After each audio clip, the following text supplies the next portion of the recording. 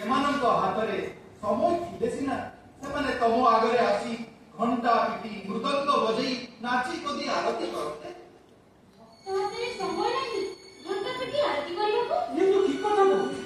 पुरोहित हाथ में भी समय नहीं मंत्र पढ़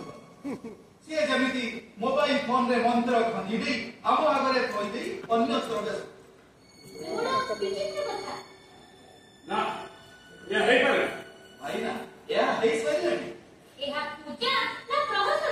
आमे माने एभली प्रहसन को प्रश्न देवा उचित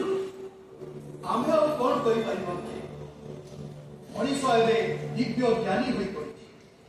से समग्र विश्व को निज अंटी रे बांधि बुझि ता ज्ञान निकट रे देव दानव मानव अति तुच्छ अदरकारी दुटा कथा देखो भाई जहा किछि होउछि सबु एई सान भाई का आशीर्वाद रे तो आउ सब नाटक तो सही जणे नाटक